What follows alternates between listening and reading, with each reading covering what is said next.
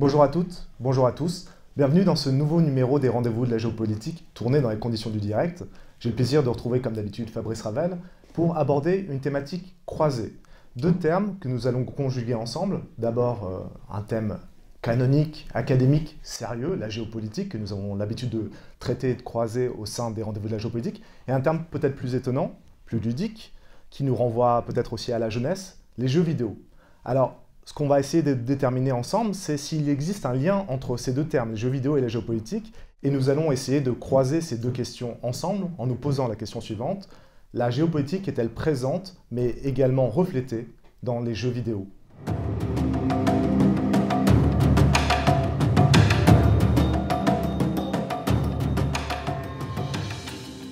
Fabrice, bonjour. Bonjour Olivier, bonjour à toutes et à tous. Alors Fabrice, comme je l'ai dit, c'est un croisement qui peut paraître inattendu, jeux vidéo et géopolitique. Mais on va y voir des liaisons étonnantes, anciennes, historiques, et ce qu'on va essayer de faire ensemble, c'est un cheminement. D'abord, on va essayer de tracer ce qui est l'historique du lien entre la stratégie militaire, les jeux, et encore plus tard les jeux vidéo, ça nous amène à l'époque actuelle. On va essayer de voir aussi au sein des jeux vidéo une catégorie particulière qui sont les jeux de stratégie et de les replacer dans cet ensemble que sont les jeux d'aujourd'hui. Et enfin, on va essayer de comprendre si la géopolitique aujourd'hui est imprégnée, et vice-versa, avec les jeux vidéo. Alors d'abord, pour commencer, il faut s'intéresser à la façon dont la question du jeu et de la stratégie a infusé les militaires, la stratégie militaire et la formation des officiers. Oui Olivier, je crois que ça va surprendre beaucoup de nos auditeurs, y compris parmi les plus jeunes, qui vont se rendre compte que finalement, ils pourront répondre ça à leurs parents quand ils joueront aux jeux vidéo. Si tant est que ce soit des jeux de stratégie, pour leur dire, mais est-ce que tu as bien conscience que finalement, je joue à des jeux dont on peut dire qu'ils ont une noblesse parce qu'ils sont issus en fait de quelque chose qui est très sérieux. Donc là, on va essayer de redonner un petit peu les racines ou la genèse des simulations ou des jeux de stratégie tels qu'elles existent à l'heure actuelle. Ce qu'il faut bien comprendre en fait, évidemment, ça peut être discutable. Le premier jeu de stratégie tel qu'on l'a vraiment connu dans l'humanité, ce serait les échecs. Et je pense que beaucoup de spécialistes pourraient évidemment s'évertuer à se donner tort ou à se donner raison pour savoir quels seraient les premiers événements historiques qui auraient pu donner naissance aux jeux de stratégie qui ensuite vont irriguer les jeux vidéo. Me semble-t-il, il y a deux, trois exemples qu'il faut absolument que chacune et chacun d'entre nous, on ait à l'esprit.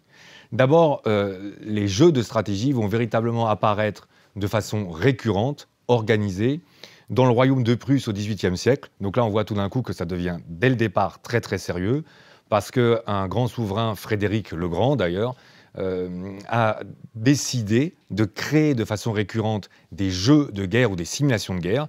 Pourquoi? Parce que tout simplement, en fait, le royaume de Prusse était souvent en guerre et Frédéric II était fort mécontent des capacités stratégiques de ses officiers et de ses officiers supérieurs. Il considérait qu'ils n'étaient pas assez bons, qu'ils ne comprenaient pas assez bien les dimensions stratégiques. Et donc, il a créé ce qu'on connaît bien dans le terme allemand, d'ailleurs, le Kriegspiel, ou le jeu de guerre, qui consiste véritablement, c'est prévu dans l'emploi du temps des officiers allemands, à s'entraîner pour simuler des hypothèses ou des situations de guerre. Ça, c'est quelque chose qu'on voit bien, d'ailleurs.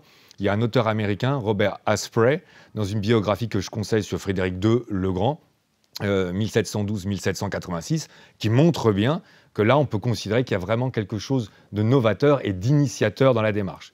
D'ailleurs, dans la pensée stratégique allemande, on va le retrouver, parce qu'une fois que l'Allemagne est constituée le 18 janvier 1871, on voit que le grand état-major allemand impérial, quand il prépare la Première Guerre mondiale, n'a de cesse, de façon assez récurrente, pratiquement une fois tous les semestres, avec la Kriegsakademie, de s'entraîner justement sur ce qu'on appelle ces fameux Kriegspiel.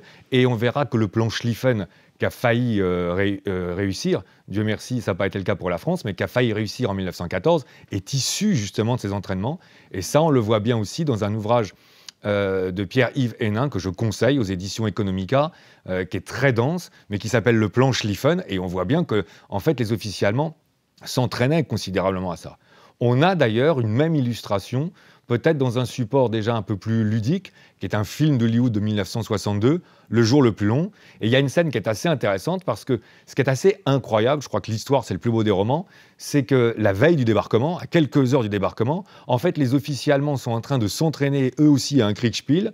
Il y a notamment le général Mack, qui est un général allemand, et en fait ils se répartissent les rôles parce que ce qu'il faut comprendre, c'est que c'était très sérieux. Il y a une part de l'état-major allemand qui donc est censé diriger les forces allemandes, et puis une part de l'état-major allemand est censé représenter les alliés, et on essaye de tester toutes les possibilités. C'est très intéressant en termes de scénario par rapport à ce qu'on enseignera dans cette école et de potentiel, qui s'entraînent aux possibilités. Et donc il y a quelque chose d'assez incroyable de voir que les généraux allemands sont en train de faire un Kriegspiel pendant que le débarquement est en train de se lancer. Et on voit bien d'ailleurs cette scène dans le film en noir et blanc, Le jour le plus long.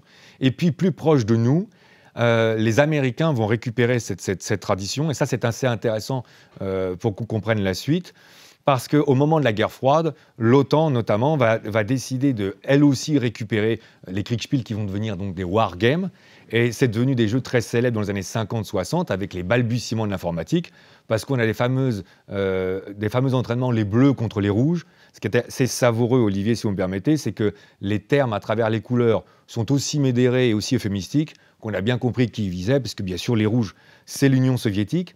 J'attire votre attention à toutes et à tous sur le fait que les sigles que vous utilisez encore, parfois dans certains jeux ou qu'on retrouve dans les jeux vidéo, qu'on appelle les sigles OTAN, sont des sigles qui ont été créés par l'OTAN dans les années 50-60. Donc les divisions d'infanterie avec un carré et une croix de Saint-André à l'intérieur, les divisions blindées rectangulaires avec un ovale, etc. Tout ça, en fait, on peut le dire, tous les jeux vidéo et les jeux sur carte se sont totalement imprégnés en réalité d'une activité qui était totalement dédiée aux professionnels et aux militaires. Alors justement, on voit donc l'influence sur l'inconscient du joueur, qui est irrigué par l'esprit militaire. Dans les années, disons dans la deuxième partie du XXe siècle, le jeu et le jeu de stratégie se démocratisent, se popularisent, notamment avec les jeux de plateforme, et qui sont extrêmement populaires dans le monde anglo-saxon déjà. Oui, alors ça, si vous me permettez, je crois que c'est quelque chose de très très important à comprendre pour tous nos éditeurs, parce que jamais les jeux vidéo de stratégie, et on va voir, ils sont nombreux, n'auraient existé si on n'avait pas eu des jeux sur carte ou des jeux de stratégie sur carte. Ça me semble d'autant plus essentiel que de le souligner, que c'est beaucoup plus une mode anglo-saxonne. Et en France, on est beaucoup plus pudique sur ces jeux-là parce qu'on a un peu de réticence, ce qui peut se comprendre sur les questions militaires qui nécessairement entraînent des pertes humaines ou des morts. Mais c'est quelque chose qui a été très en vogue aux États-Unis et au Royaume-Uni dans les années 70 et 80. Et là, d'ailleurs, peut-être que parmi ceux qui nous écoutent, il y a des gamers, parce que c'est comme ça que ça vient de là, ça vient des jeux sur carte. Et on a des maisons d'édition qui sont très très célèbres. On a Avalon Hill, on a GMT, on a Clash of Arms, et on est très très loin, c'est ça que je vous demande d'entendre, du fameux Risk, le fameux jeu de plateau avec 2-3 pions en plastique, qui est censé nous apprendre de la stratégie. Parce que là, en réalité, on est sur des jeux de simulation militaire, dans lesquels on est censé intégrer les intempéries, la réalité logistique, l'évolution du moral des troupes, les différentes caractéristiques suivant qu'elles soient blindées, motorisées ou qu'elles soient à pied, l'efficience des chefs. En réalité, donc, on rentre la totalité des paramètres, certes à des fins ludiques, et vous vous retrouvez parfois, Olivier, avec des jeux dont les règles font plus de 100 pages. Je demande à ceux qui nous écoutent d'entendre, et dont les cartes parfois font 1 mètre carré, et dont parfois il faut pour chaque joueur manipuler pratiquement 1000 à 1500 pions. On va y revenir. Donc c'est vraiment quelque chose qui a été très très particulier. Et là, si on veut donner quelques noms, il y en a de très très célèbres, il y a Squad Leader qui est vraiment emblématique d'Avalon Hill.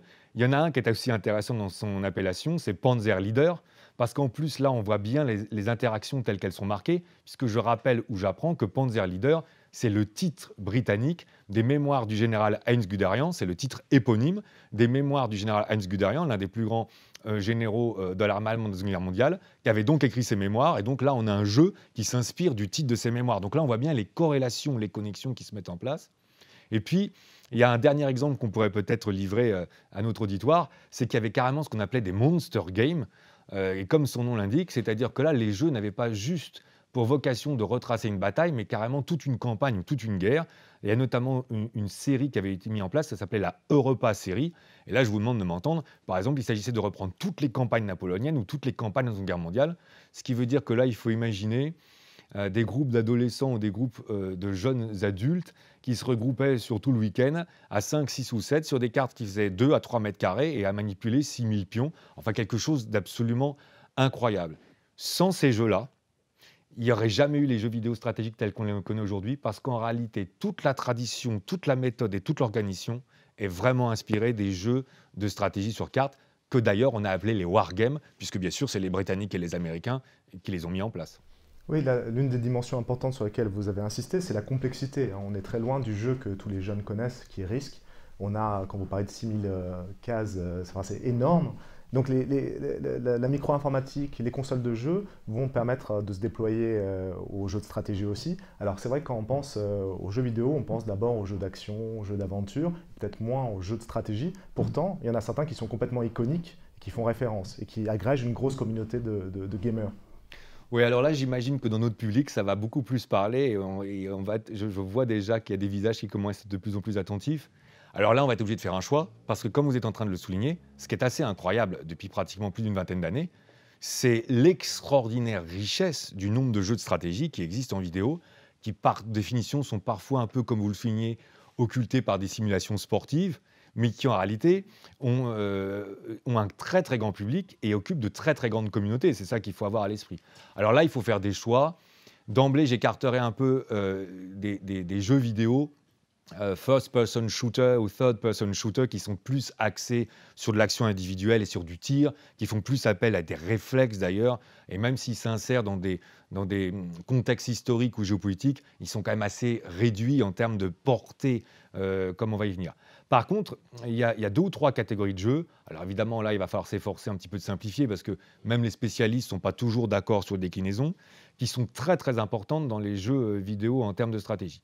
D'abord, on a les jeux de stratégie en temps réel, real-time strategy, et c'est vraiment cela qui a apporté une révolution dans le jeu vidéo au début des années 2000, parce que l'idée consistait à ce que chacun des joueurs possède un camp, et en fait, ce qui a été la grande originalité de ces jeux, c'est ce qu'on appelait le triptyque, j'arrive à récolter, j'arrive à construire et j'arrive à conquérir. Et là, le jeu qui a totalement révolutionné le jeu vidéo, c'est Dune 2, Bataille for Arrakis, Dune 2 qui ensuite va donner lieu à différents jeux vidéo, Command & Conquer, Age of King, Age of Empire, Warcraft, Cossack, on en passe et des meilleurs. Et là, on voit bien qu'en réalité, on a toute l'influence des Kriegspiel et toute l'influence des wargames qui est en train de rentrer dans ces jeux, parce qu'il ne s'agit pas juste de se battre, il s'agit de récolter, donc il y a des bases économiques, il s'agit de gérer l'argent qu'on a à sa disposition pour construire des bases et construire des forces, et ensuite les déployer sur l'adversaire. Donc là, on est sur des choses qui sont quand même beaucoup plus abouties qu'un simple jeu d'affrontement. Ensuite, on a une deuxième catégorie de jeux qui nous font encore monter en puissance, c'est véritablement les jeux de stratégie. Et là, ce qui est passionnant, Olivier, c'est qu'on est dans des jeux de stratégie qui sont d'une complexité incroyable, parce qu'en fait, ils mêlent politique, quête de pouvoir, religion, culture, développement des cités, économie, gestion et bien sûr dimension militaire.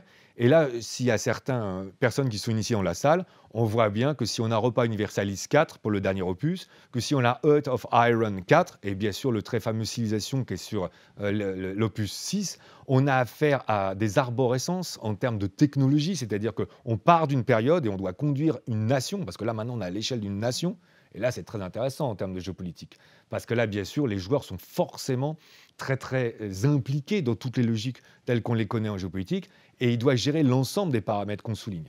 Et puis, me semble-t-il, s'il fallait en choisir un, il y en a un qui vraiment se dégage de tous les autres, c'est toute la série Total War, qui a commencé avec les Shogun Total War et les Rome Total War, et puis qui a connu plusieurs dizaines de déclinaisons, dans lesquelles en plus c'est très intéressant, puisque le jeu est double. Vous avez d'abord comme un jeu de plateau où vous devez diriger vos diplomates, vos généraux, construire des villes, et puis quand vous basculez en bataille, vous basculez en fait sur une carte en 3D dans laquelle vous dirigez vous-même vos propres troupes. Et je conseille à tous ceux qui auront envie de s'initier que de bien connaître l'histoire militaire, parce qu'en réalité, ces jeux sont tellement poussés qu'il faut absolument connaître les caractéristiques de la Légion romaine ou de la phalange macédonienne, ou bien sûr de l'ordre oblique de Frédéric II pour y être très très efficace. Donc là, on arrive vraiment à des jeux qui sont très très poussés. Et ce qui est très étonnant, c'est que les communautés sont tellement nombreuses qu'en fait, il y a même des communautés qui créent des modes, Olivier. C'est-à-dire ce qu'on appelle d'ailleurs dans notre jargon, dans notre milieu, les dark modes, les dark modes. C'est-à-dire qu'en gros, il y en a certains qui considèrent que les jeux sont quand même trop simples. Donc, ils vont jusqu'à multiplier les uniformes, les modifications de camouflage ou les armes. Et là, on se rend bien compte qu'on est vraiment dans un milieu de spécialistes et que c'est parfois d'ailleurs des jeux qui sont utilisés dans les états-majors. Peut-être un dernier aussi, si vous me permettez, qui d'ailleurs se rapproche des wargames, alors que certains mettent dans les RTS et d'autres qui n'aimaient pas dans les RTS. Mais quand vous prenez un jeu comme Company of Heroes, qui est donc basé à l'échelle du peloton ou du bataillon, vous êtes avec soit les forces britanniques, russes, parce qu'après ça s'est développé, allemandes ou anglaises. Et là aussi, vous avez quand même, malgré le fait que le jeu est principalement basé sur le combat, la nécessité de gérer un état-major et d'avoir une arborescence qui vous amène à choisir si vous êtes plutôt sur la défensive, sur l'offensive, et donc de mettre en adéquation les matériels. On voit bien la déclinaison de l'ensemble des titres que je suis en train d'évoquer, et il y en aurait bien d'autres, que là, en réalité, les jeux vidéo de stratégie de simulation historique se sont totalement inspirés des wargames dans un temps plus proche, et surtout des Kriegspiel dans un temps plus éloigné. Et on pourrait dire presque que c'est un outil d'éducation stratégique, géopolitique, auprès d'un public qui au départ n'est pas forcément le public intéressé par la géopolitique, un public plus jeune, qui va donc s'initier à ça, et qui peut même en tirer un avantage compétitif, puisqu'il a une connaissance de la géopolitique et de la stratégie, il peut pouvoir élaborer des stratégies qui seront plus pertinentes dans le jeu. Ce qui est intéressant, c'est qu'on a pris beaucoup d'exemples qui sont des exemples historiques, qui font référence à ce qui s'est passé et ce qui nous a été légué. Mais on devrait se demander aussi, est-ce que les jeux vidéo sont capables de penser et de refléter l'époque géopolitique actuelle, les enjeux actuels? Alors en fait, ce qui est très important, je pense que tous ceux qui nous écoutent ont bien compris qu'on avait fait tout ce cheminement, pas juste par le plaisir de la déclinaison, mais parce que ça va nous aider à mieux répondre à la question telle qu'on se la pose, à savoir si on a effectivement la présence de la géopolitique dans les jeux vidéo et si les jeux vidéo reflètent la géopolitique. J'insiste sur la reprise de cette question parce que la question est double et on ne va pas être amené forcément à y répondre de façon identique. Si la question consiste à se limiter, serais-je tenté de dire y a-t-il de la géopolitique dans les jeux vidéo? La réponse, évidemment, est oui, eu égard à tout ce qu'on vient de dire. Et là, ce qui est assez intéressant, c'est si on s'autorise à développer un peu plus, on voit bien que les jeux vidéo de stratégie permettent à ceux qui les utilisent d'abord de bien prendre conscience que la situation actuelle n'arrive jamais par hasard.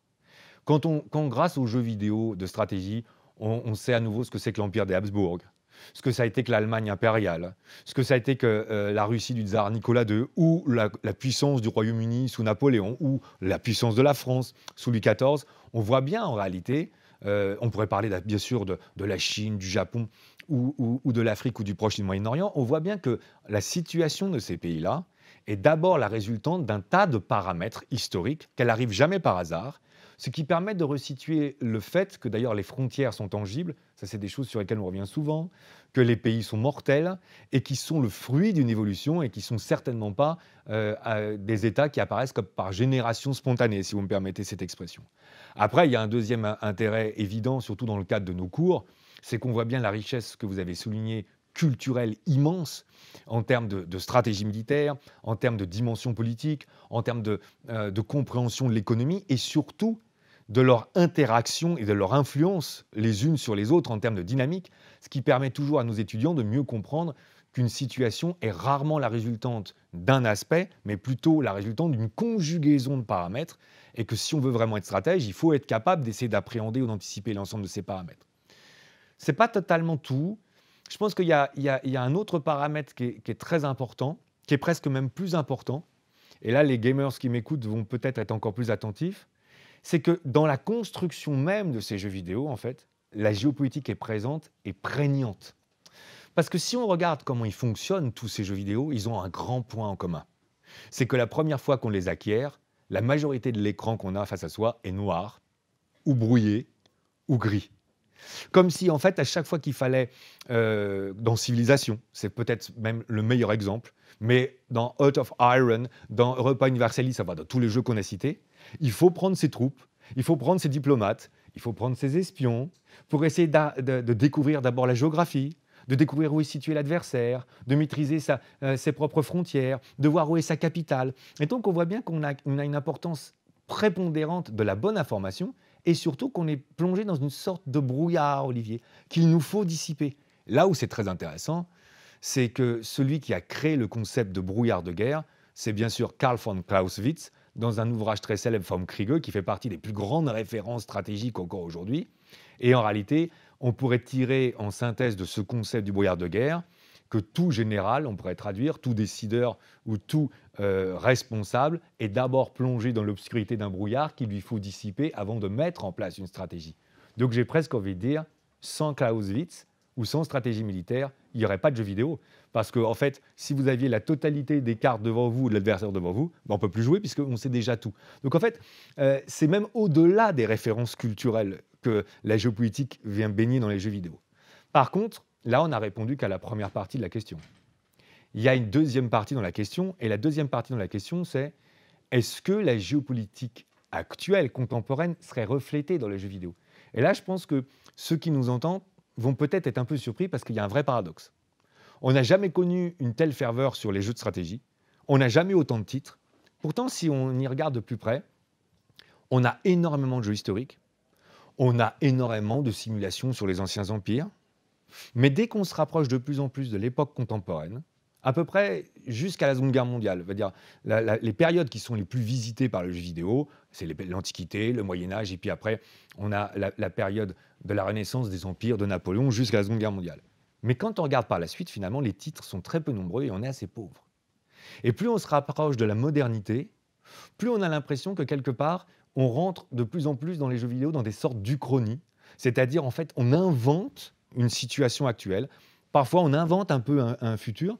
Et si on se repenche sur un ou deux exemples, d'une, c'est assez intéressant, c'est donc tiré bien sûr de l'éponyme de l'ouvrage très célèbre. On n'a pas affaire à des civilisations réelles, on a affaire, les Harkonnen par exemple, sont une civilisation totalement inventée. Si vous prenez Command & Conquer, on a le GID qui fait face au Node pour conquérir une ressource qui s'appellerait le Tiberium, et tout se passe comme si, plus on se rapprochait du temps présent, plus les jeux vidéo avaient un besoin extrême de ne plus du tout être dans la réalité. Et là, il y a une réflexion qu'il faut se mener, parce qu'en réalité, depuis la fin de la guerre froide, on se rend bien compte que le monde géopolitique est devenu beaucoup plus complexe.